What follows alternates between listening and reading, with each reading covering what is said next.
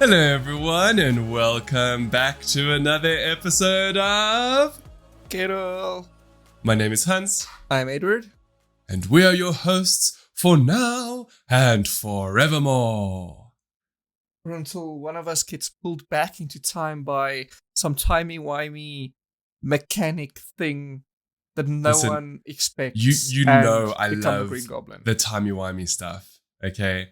You know I love it. And although we don't have too much of a time travel aspect for this week's episode, we will be going back into time though. So if that intrigues you, make sure you continue listening to Gettle, episode 71, season 2, episode 29. If What you're a new mouthful. to Gettle, welcome to one of the internet's premier podcasts for gaming, entertainment, technology, and lifestyle, news, reviews, previews, thoughts, and fun fan fiction, all rolled up in a wonderful, geeky, Crustaceous egg. okay. I'll take it. Yeah, it's rolled up in an egg. Did No, you mean not rolled up in Cretaceous? Like No. not crustaceous. Not crustaceous. Okay. Anyway, Potato, tomato. either way, welcome to another episode of Gettle. If you're new, welcome. If you're one of our awesome fans and Gettleites, welcome back, bitches. We love doing this for you all every week, and it's so awesome to see our audience grow. It's really very cool. Y'all are awesome. All right, Eddie boy, how you doing? Good. Good. Oh, that's it. That's it. That's it.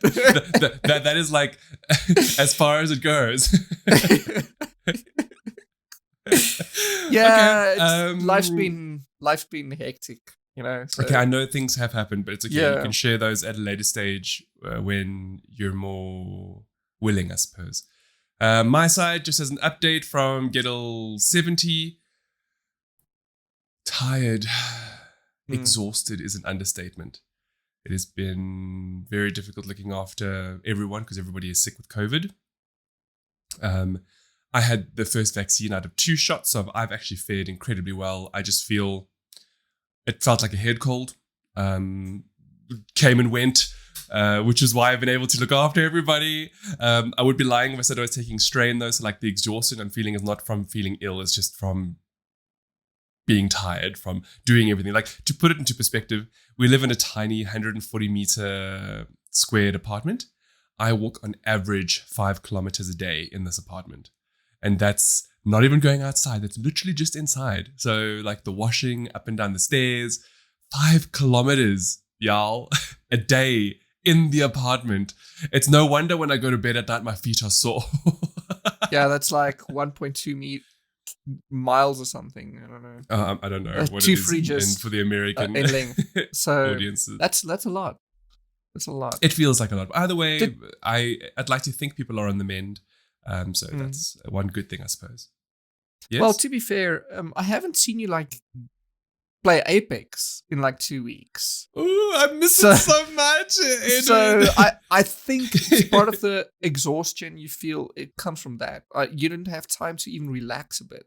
Yeah, there's no time to just do anything because it's constant. Like even this episode, like I don't want to rush it, but like I've even told Ed, I'm like, look, we have a time limit and like we've got to stop at roundabout that area because at that time I got to go because I have to help with like dialysis. Exactly. And cleanup. So we're already like well into the time limit, just rambling now and not even getting to the content. Well, this which is us fine now, because anyway. this is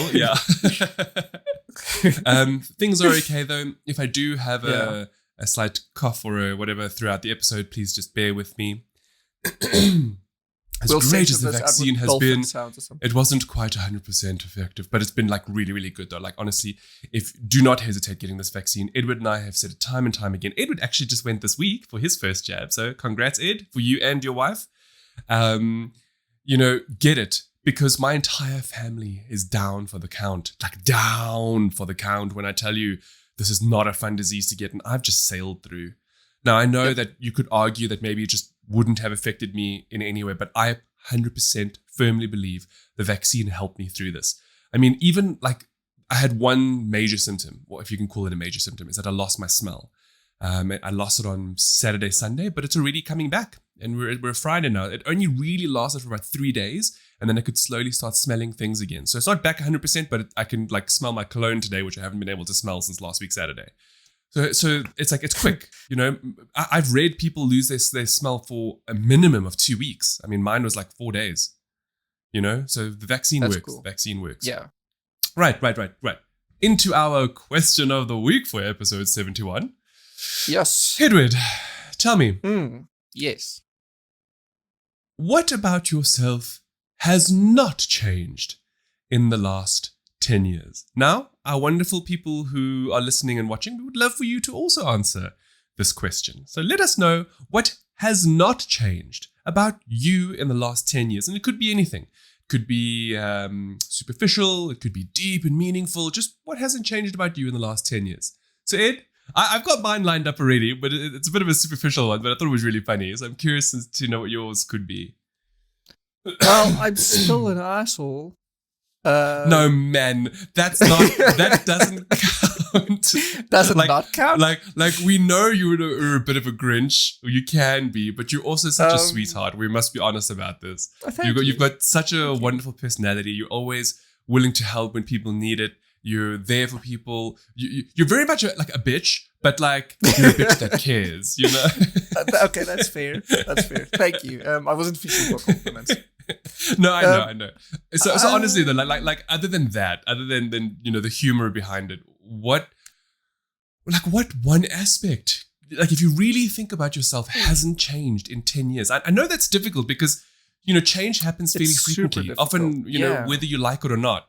You know, and now of course it must be about you. So not like a location and like you've moved or whatever. You know, like it's got to be about you. I bring that up because I never thought we would ever move until our house burnt down. You know, so listen, you mentioned that. I didn't even think of that. We did move in the last 10 years. So. Oh shit! Okay, well anyway. So well, I don't know because I like to change many things about me at many intervals. Like my hair constantly changes. My wallpapers always change. But remember, it's what has not changed. So, I know. That's I know. The thing. I actually know something about you that hasn't changed in the last 10 years. What? You're Leafy. Marianne. Actually, yes. The fact that I had to bring that up for you, Edward. You know I'm bad with dates. Yes, it's been 11 years, actually. Yeah. So, hey! So there we go. So, like, I mean, of all of the other constants in your life, the one thing that hasn't changed about you is your love for Marianne. In fact, pretty much. Okay, I say it hasn't changed, but what I mean is it's obviously grown stronger. But I mean, like the fundamental love hasn't gone away. Because I mean, you guys are getting married at the end of the year. You know, it's special. Yeah. I didn't even think about that. Shows you what. I'm sorry, I know I hijacked that, but I'm a very like sentimental person. So is there anything else like before I speak about mine? Because mine is way superficial compared to what I've just thrown at you. Well, I'm sitting like an ape like right. I'm still very flexible. Oh, you're so lucky. Yeah. And so is Marianne. So yeah. Well, I suppose that's also because, I mean, you're only turning 30 at the end of the year, so you're still a spring chicken, you know? I guess, but I mean... Let's talk in 5 more years from now. If you're still like putting your leg behind your head by like the age of 40, props to you. Ed. I actually don't think I can do that still, but I can get pretty close. I don't want to put my foot too much in the camera. I'm not even going to try because just lifting my foot above a certain level is going to make my back spasm. So welcome to 36. Yeah. Don't worry, I'm almost there. So what about you, Hans? What did not change except for like, long hair? That was literally it. Oh. Remember, I told you it was going to be superficial because, you know, I was thinking about this and I was like, honestly, the one thing that really hasn't changed in the last decade is my hair. I've had it. I've been growing it since I finished school. So I was like 18 and a half, 19. You know, that is, wow, shit, that's 15 years. No, it's more. It's like 16. Wow. I've basically raised a teenager at this point. That's how long I've had my long hair for. That is Oh gosh. Listen, I'm if, so if middle-aged we were right born now. 20 years earlier, we both would have 5 children right now. Yeah. So, Right? Yeah, exactly. So, and a lot of people always ask, why do you have the hair? Like, why don't you cut it? And, well, what is it about? And I don't know. I think because you're Samson. That's why. I'm Thor. I'm a variant. Hello. If anybody who's watched Loki. Right, yeah. you're the blue collar variant. Yeah, exactly. The normal one with back problems. That one. Yeah. That's the Thor that I am. I think it was just I was just curious about it. Everyone when they're young, they try something new, right? Yeah. And so I grew it because I'd never grown it before, and well, I ended up liking it so much that I just kept it. And as weird as it might sound, and I don't want it to define me in the way that it defined Samson, right? Because it was Samson with the hair.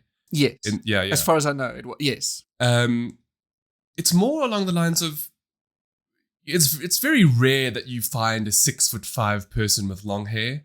So it is kind of like a thing, when people like see me or remember me, that kind of thing. I know that sounds strange, but it's just one of those like cool things. Like, yeah, it's me, But also, I've always enjoyed it.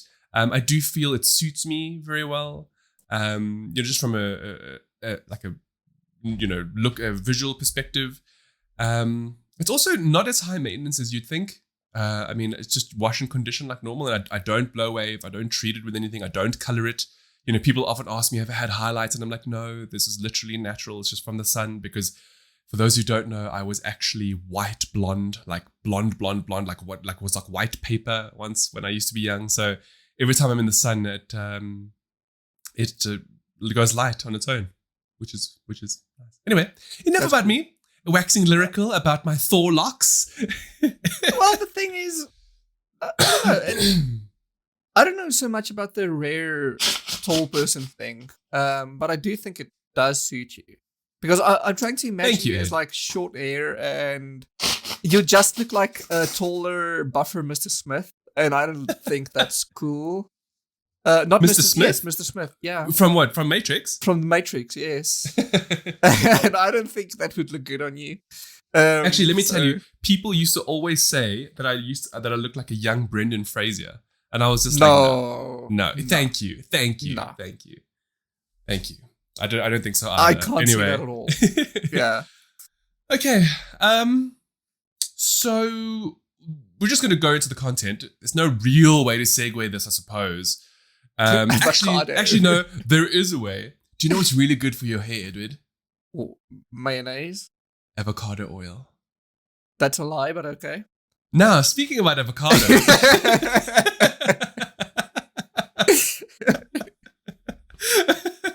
Yes. Actually, what I wanted to speak about more than anything else is dinosaurs. But we're gonna lead up to that. We're gonna lead up to that because, okay, I'll get to it. Because there's a brand new game coming out at the end of the year, and I'm really, really super excited for it. And I absolutely loved the first one, but we'll talk about that in just a second. So, Ed, you know I'm a dinosaur fan. Y'all get listeners. Y'all know I'm a dinosaur fan. Okay, I speak about it all the time. Jurassic Park is still one of my all-time favorite movies, despite being an adult and seeing all the flaws in the original film now. That's beside the point. It is a work of art. It is a classic. It is wonderful. It is beautiful. I will always love dinosaurs, okay? And that's why I'm an advocate for genetic engineering and bringing them back. Because nothing bad will happen, okay? If the movies and history has taught us nothing bad will happen. Yeah. So, I am also a huge fan of avocado. I eat it daily, sometimes multiple times a day. I make avocado milkshakes. It's delicious. I have used avocado oil to cook with, as well as, like I said just now, for hair. Some hair products actually include avocado oil because it generally is very, very, very good for you. Even on your face, it's very, very good. On your face, yes. I heard it dries out your hair. Oh, really? So, okay, well, I actually use coconut oil in my hair, not really avocado oil, but I have seen some products included, so I just assumed it must be a good thing. Maybe, I guess. Maybe, who knows, right? Who knows? Now, this was actually incredibly fascinating to me. So, like I said, I love dinosaurs. I love the prehistoric era. And anybody who remembers the original Jurassic Park film, remember Ellie Sadler geeking out over Jurassic fauna, because she was like, whoa, did you also bring back the plants, blah, blah, blah, because obviously the dinosaurs had to have something that they were familiar with in terms of food. Well, get this, Ed, get this. There is something called The Ghosts of Evolution. And it's an incredible book, which I've only read a few snippets from. And one of the major fruits that they speak about is the avocado. They actually call it haunting the wild avocado. And it's the story of how they've traced back the avocado to well beyond prehistoric times. Meaning, dinosaurs ate avocados, Edward. Now do you know why I love avocados so much? It just makes sense. The thing is, isn't dinosaurs and birds like close to each other, and avocado is deadly to birds? So is it now that is a fascinating observation, Edward. So that's why they died out. Oh, because of the avocado. Avocados. So it wasn't a giant. It wasn't a meteorite or anything. It was just a mass growth of avocados, and all of the dinosaurs ate them and poisoned themselves to death. Look, maybe that happened in certain locations, or the hippie dinosaurs, Oh, but of course, because we all know that avocado on toast means you can't afford a home, right? In 2020 and beyond. So I thought it was, look, back to your point though, because I find that fascinating. So, there's still, the verdict is still out on whether or not, how avian dinosaurs were. So dinosaurs were technically the precursors to birds. But of course, throughout evolution, things change a lot. And I would also like to imagine that of all of the dinosaurs that existed, not all eventually became birds. Certain ones did, and others developed into other things, like the crocodile that we have today. Yeah. Exactly. Or, even other lizards, giant lizards that we still have. So, it stands to reason then that the physiological perspective, there's differences in evolution. So therefore, dinosaurs, or even ancient mammals, if we don't want to speak about dinosaurs, ate avocados. And I just, to me, it's just an incredibly fascinating thing, because I've always wondered, about ancient fauna and flora. So the fact that we have something that's so readily available today that we just take for granted, this beautiful, delicious green fruit that goes with basically anything and everything, with an oil that you can cook with and is good for your skin, dinosaurs used to eat and poop out. And actually, that's how they figured this out, because apparently the avocado seed could withstand digestive processes. So like most seeds, actually. So, they'd eat it and then they'd poop it out somewhere and then it would grow. Hey, isn't that cool? It reminds me of that coffee bean that gets pooped out. And everyone... Kopi luwak. Oh, that's it. Yeah, that's the one. Do you know, I'm not dying to taste it.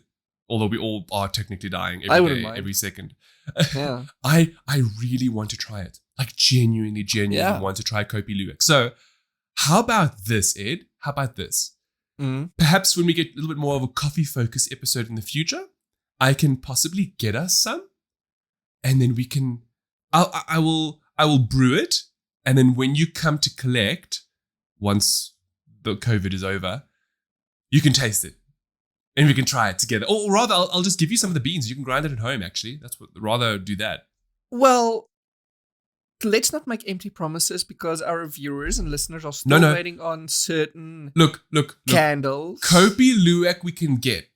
Gwyneth Paltrow's cooch candle is a little bit different. Okay? that is like impossible to get, right? Almost as impossible as trying to raise dinosaurs from the dead. But we're not quite. Oh, there is actually something else that I wanted to talk about.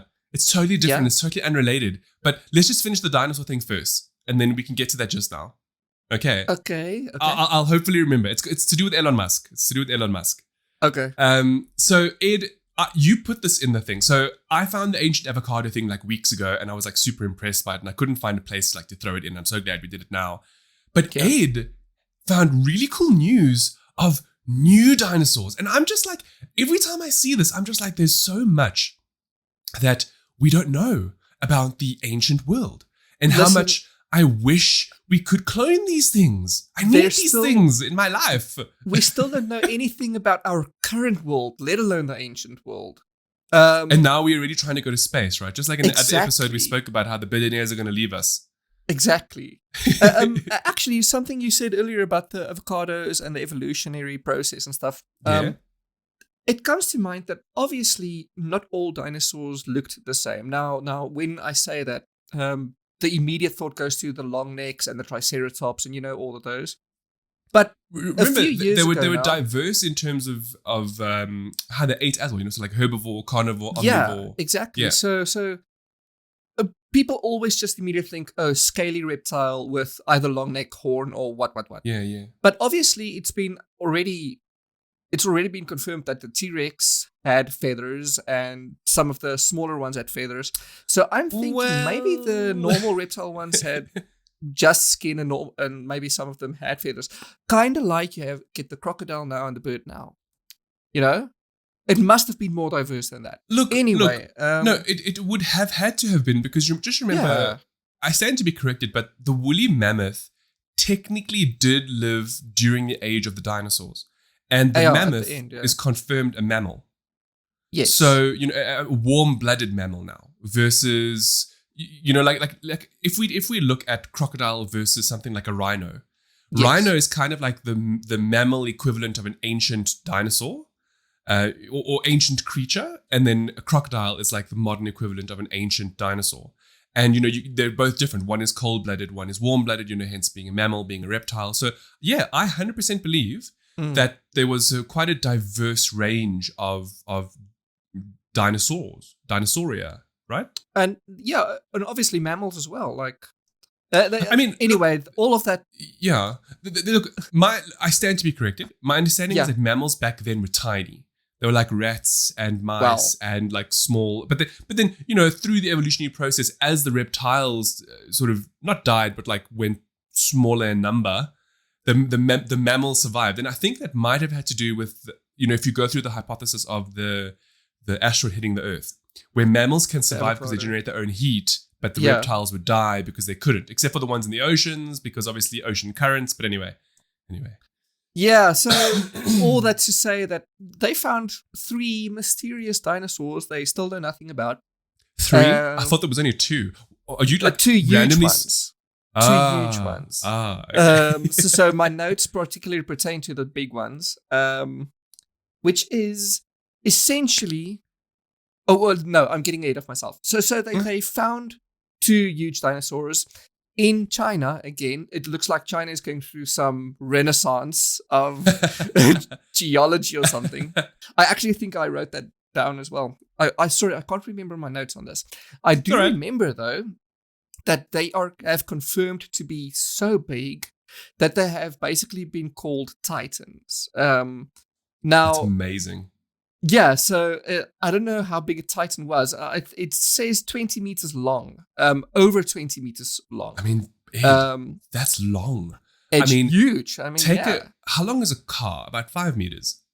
4 about meters, 2.5. No, man, I'm almost 2 meters. A car, at my least car 4 meters, is just right? double okay, me. Let's so go with 4 meters, right?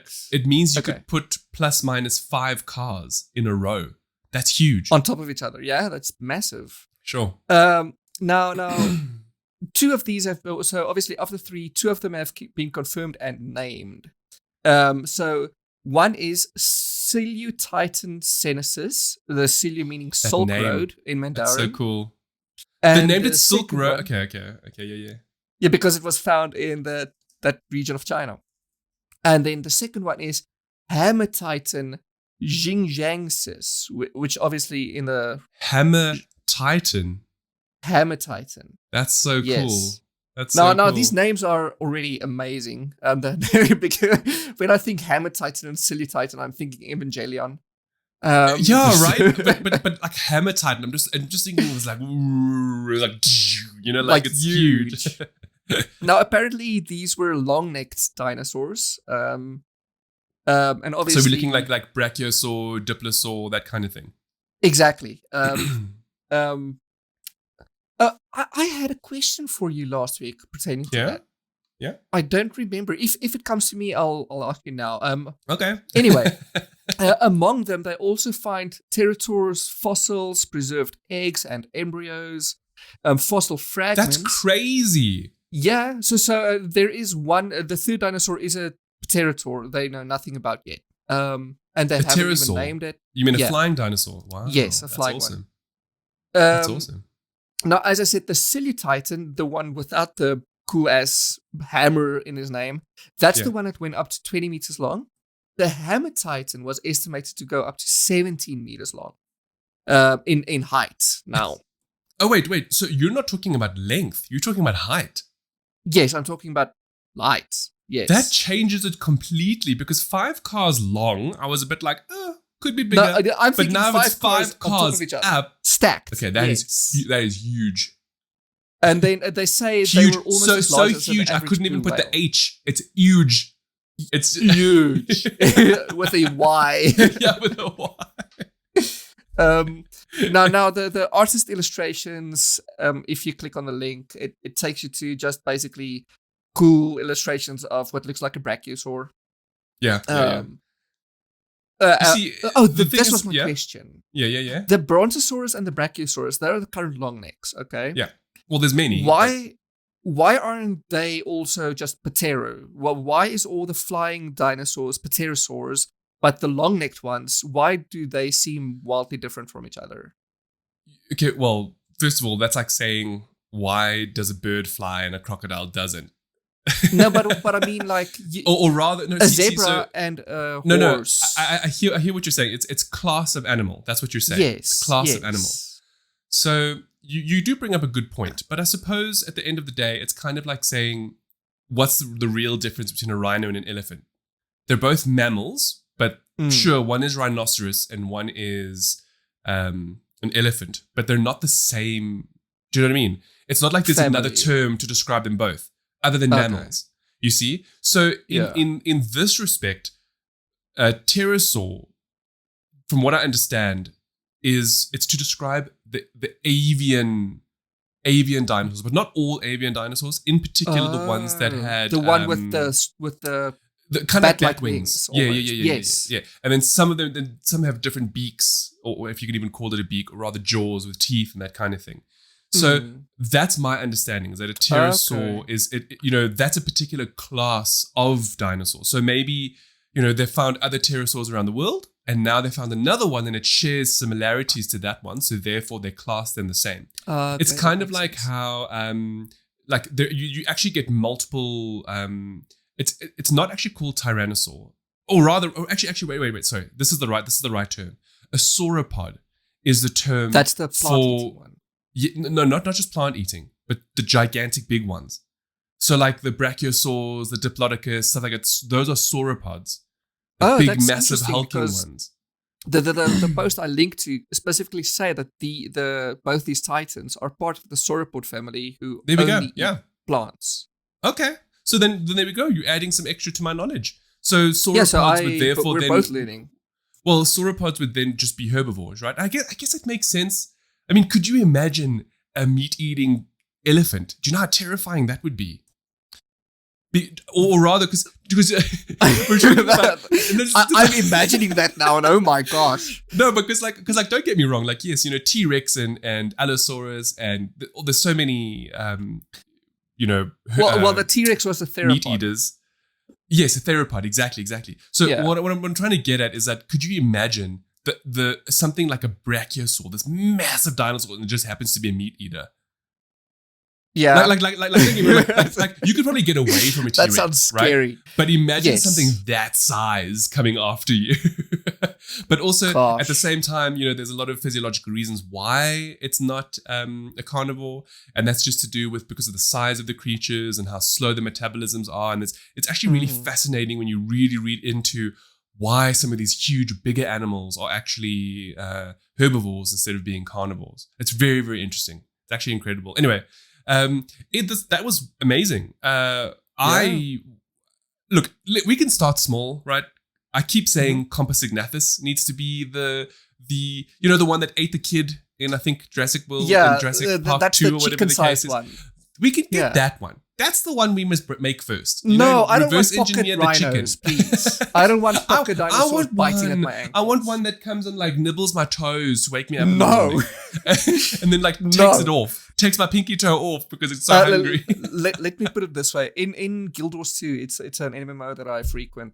One of the expansions introduced pocket raptors, what are they called? Which is compass-sized little raptors who just run at you and bite at you, and you kill them in like one hit. But when they swarm you, they can down you in like seconds. And they are the most annoying damn things under the sun. And if that gets replicated to real life, I don't want to be any part of it. Okay? But we have to for science, Edward. For science. No. I'd rather have a Silutitan and a Hamititan roaming through the national park. Look, I suppose we kind of know how to do like rhinoceroses and stuff, right? So I guess it's like a triceratops or... Yes. Yeah. Maybe something like that to begin with, I suppose. Anyway. Yeah, I'd rather have that. So with dinosaurs in the mind, what I was alluding to earlier is that Jurassic World Evolution 2 is coming. I know. And I'm so incredibly excited for it. And I know we don't normally do like previews like we used to in the past or whatever the case, but like we're talking about dinosaurs now. I love it. And the game looks sensational. They're adding pterosaurs, flying dinosaurs, finally. Although they were part of a DLC in the first game, they were so limited. It was like one habitat that you could put down. You couldn't do anything. Now they're actually physically part of the game. So you can build full-on scalable habitats of different sizes for these pterosaurs. In addition to that, there's also aquatic dinosaurs now.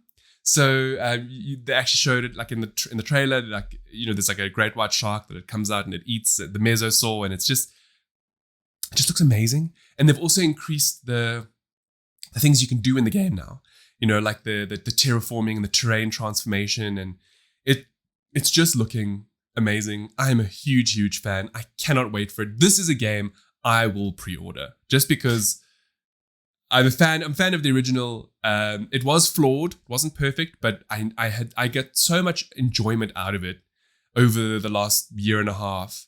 I'm more than happy to splurge the money for the sequel. Yeah. And weirdly enough, also the original came at a time when I really needed it. It was when my mom, when her kidneys failed, and she was in the hospital a lot. I played through it. It was like a really good escape for me. I'm mentioning that now because right now I have zero time to play games as much as I wish that I did. But I'm hopefully going to get help over the next couple of days, and then who knows? I know the game is still a couple of months away, so I'm praying that by then they're fully healed, so I'll have my time.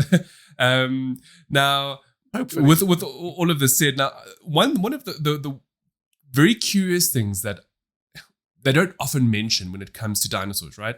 And even in a game like Jurassic World Evolution, it's all about how scientists have cloned these animals and they make the eggs in the laboratory and then they hatch them, right? But we know from the film and the books that there was something called the Lysine Protocol, which was meant to stop the dinosaurs from being able to reproduce because they were all created female. Of course, as Ian Malcolm famously said, life finds a way.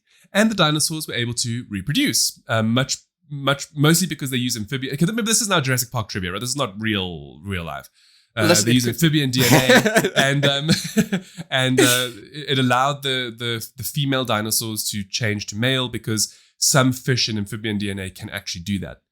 Anyway, where I'm going with this is they never actually explore reproduction in dinosaurs. It's always very much how we have cloned them from a science lab perspective. So what I'm really getting at is we don't know what dinosaur peen looks like.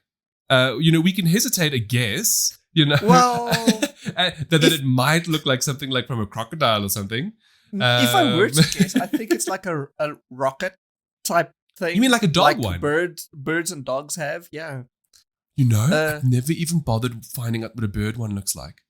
So... It's just like a little bony structure. It's literally just it looks like a tiny rocket. Obviously the the dog ones are red and fleshy, and it looks gross and wet. Bird ones are generally dry, and they're bony. Okay. Well, I don't know how I know that. Well, no. That's incredibly fascinating, and I'm glad you've said that, because you actually threw in a topic a couple of weeks back, which we just didn't have a place for at the time, which I think works perfectly for this episode. And you titled it "Weird Animal Penis," right? Or penises, or peni, or whatever it is you want to do for the plural. Yeah. And you have like an incredible list here, and obviously we're going to link to the whole thing. So for anybody who's interested in learning more about, dolphins and whales and Chromodorus reticulate, sea slug, that is so interesting. Okay, anyway, we'll link to the full list. But what I'd love for you to do now, Edward, is basically give us like talk to us about. I don't want to say your I'll give you my three favorites. No, I will. I'll give you my three favorites. Okay. So obviously the list contains dolphins, who we know are actually the sea's assholes. They are rapists. Yeah, exactly. But I'm not going to mention those because that's obvious. Instead, I'm going to talk about the echidna. Okay. Okay. Which has or have, I don't know, a 4-headed penis.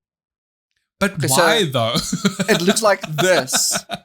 Literally. Oh gosh. But it only uses 2 of them at a time. Now, we already spoke about ducks a few episodes back. I guess a season back almost. In that the entire duck reproduction system is a mess. Okay, because of evolution and because ducks also rape. Listen, if I knew, oh wow, okay. Anyway, if I'd known that you were going to bring the duck thing up, I actually found something else about ducks. A little while ago. If you don't mind, I'm just going to give you like a really brief. Just listen. Quick, I love ducks because we're literally on it. So it actually has to do with fish. So okay, is it just a quick segue? Quick segue. Yeah. So fish eggs, right? That's how fish populate. They drop the eggs, they fertilize them. A lot of times people have wondered, how on earth are fish eggs ending up in isolated bodies of water? And for the longest period of time, nobody could really understand how or why. Turns out that certain fish eggs can actually withstand a duck's digestive tract. And then what ends up happening is that ducks eat the eggs, fertilized eggs, okay? Yeah. They migrate, and then they poop them out. And lo and behold, fish start propagating in these isolated bodies of water. And that's how you get random ass fish. Okay, that's cool. You get it now? You get that's right? dope. That's cool, right? It was a factoid that we've had for months now, and I wasn't really sure where to throw it in. And I thought, well, that's like cool. a perfect spot. I didn't know that. That's cool. That explains how like different parts of Europe has the koi fish. And different koi fish started evolving. Yes. That's amazing, right? Instead Isn't of just incredible? the dragon koi, which is already so. Small. I know we're talking about animal penises, right? But I wonder if dinosaurs had something similar. If like pterosaurs could eat certain things and then poop them out. Like okay, I know I mentioned crustacean eggs earlier. The only water dinosaur that I know of is a spinosaur.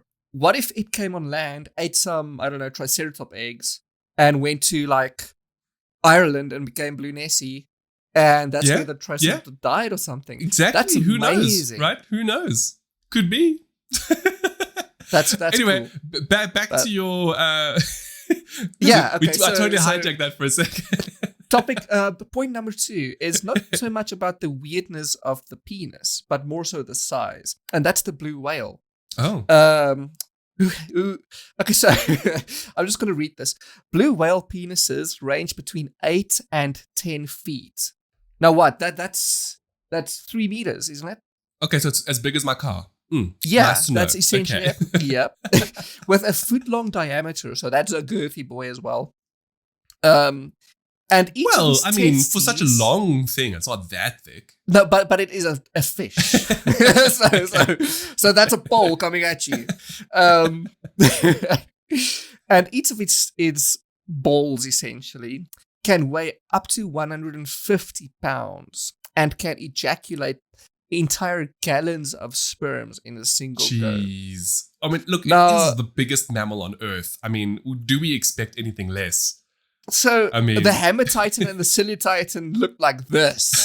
That's what I'm getting at. Well, okay. actually, in your notes, you mentioned they were kind of like blue whales on land, right? The average blue whale, yes. So, oh gosh, I'm just, and my mind is going to like the spunk. Imagine being like a tiny little critter at the bottom, and then you just die. You end up being like swallowed in it because. Imagine they lived around us, okay, in your perfect world, and you woke up, and your porch was just white one morning, and sometime throughout the night they came and spunked all over the place.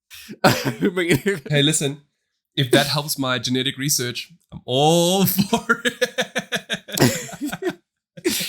Okay, well, fortunately they don't need to cut off their penises like the sea slug needs to. Why? Okay. So the sea slug, the Chromodorus reticulata, which is the official name, is the sea slug that needs to say goodbye to their bits every time they want to reproduce. Thank you. Reproduce. Procreate. Now it's a type of hermaphrodite which fertilizes its eggs simultaneously during sex. So much like the frog, the eggs come out and the fertilization happens. I don't know if it's like the male where the female carries the egg and the male only the fertilization. I don't know how that works. Okay. But every sea slug, or every one of these sea slug, have an average of about a 3 centimeter long schlong. Okay. Listen, I mean, sea slugs are not exactly that big, so that's quite a. That's huge. Quite a size for this. Yes. And every time they mate, they have to remove about a centimeter of the penis, which means they mate maybe only 3 times. Three times? Oh. Yeah. Oh, so it's finite. I thought it grew. I thought like they would mate, it would fall off, and then it would grow back. So actually, in my reading, it's not in this list, but I did go read further because the sea slugs amaze me. Yeah, it's for most sea slugs because they get eaten and they get sucked up by other whales and stuff. Have you seen a whale eat? They eat entire schools of fish at once. Well, I mean, just remember, we did speak about that one man who got swallowed by a whale and survived. And there was a couple of episodes back, if I recall. I recall a Bible tale about that as well. And yeah. Remember, we kind of related it all together about how it was actual fact. Yeah, so because of most of their lifespans, they actually don't grow them back fast enough. So yes, it's 3 centimeters long, and they have to remove about 1 centimeter every time because that's only how much they use, and then they can push it further out once they want to use it again.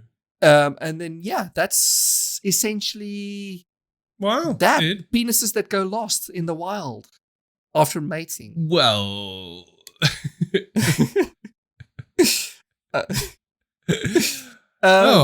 Well, look. Now that we're on that topic, right? And we've spoken about animal penis and stuff like that. I'm curious. We've spoken about human penises and vaginas many times in the past. Now, Edward, you're telling us that size might matter? It might. How so? So, as we all know, well, we all need to know anyway. Obviously, women have a thing called a G-spot, which is, I don't know the official term of that, but that's what I'm going to call it, which is just an extra spot of stimulation for the female. Yeah. It turns out that the penis actually hits that quite a few times on the way in and out during sex. And certain lengths of penises works just passively. So, in other words, the man doesn't even need to do anything more than just do his job. Yeah. Better than other sizes. Now, this is all according to a site called Big One Dating, which is a dating site which focuses on larger people, larger males, people like yourself, Hans. Wait. Been When you blessed say or larger, cursed with larger penises. but So it's both. Okay, yeah, that's okay. So Yeah. okay, no, hold on, no, wait, no. Then this must be skewed. You can't take what a site that is geared towards people with magnum dongs and assume that their research is legit. No, it's not skewed because the research shows that the best penis to work is actually a smaller average size penis. Which is just 8 inches. That's not average. No, the average is 6 to 8. According to our previous episodes. Actually. The average is more like 5.8. And now you're telling Listen, me this website is like 8. Don't bring your own measurements into this thing, okay? No, actually, it's the average, according to the internet, is 6 to 8. And I'd say that in air brackets. Yeah, but that's not an average. 6 to 8. That's just a size range.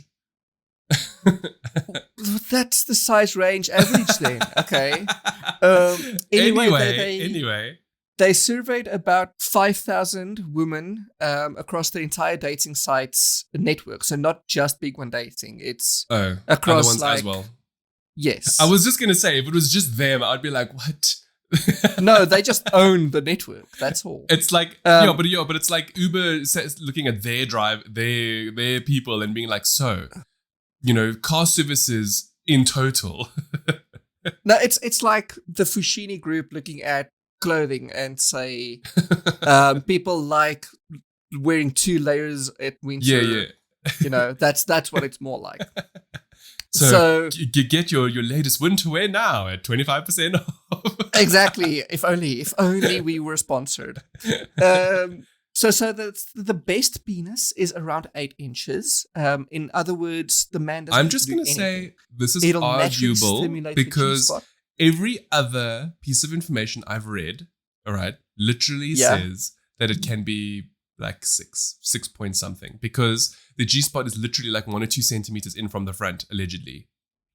See, allegedly. I like how you always dispute these kinds of post signs. No, but that's all I've got. That's all I've got to say. I have to play devil's advocate because you're telling me that a website geared towards people to hook up with bigger dicks is now telling everybody that a bigger dick is better. Like, duh.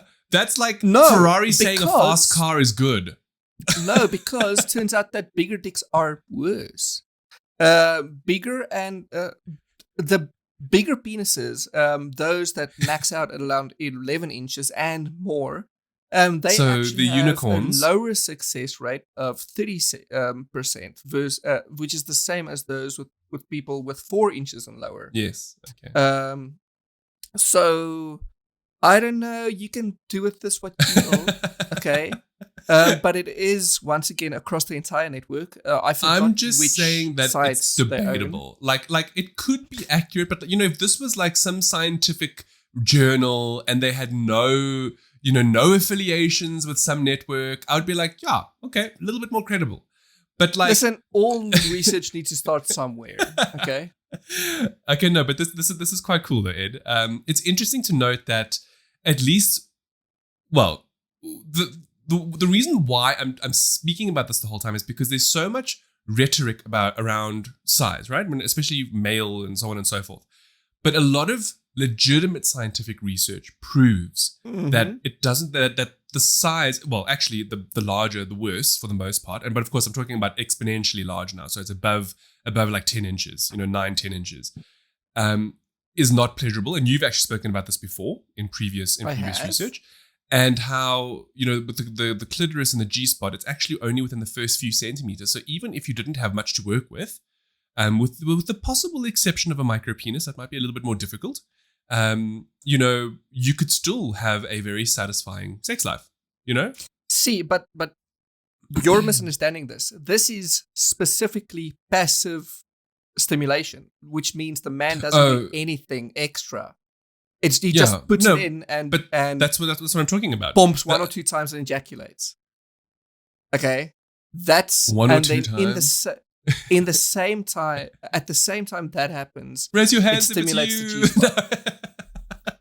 So, okay. As I said, take with that what you will.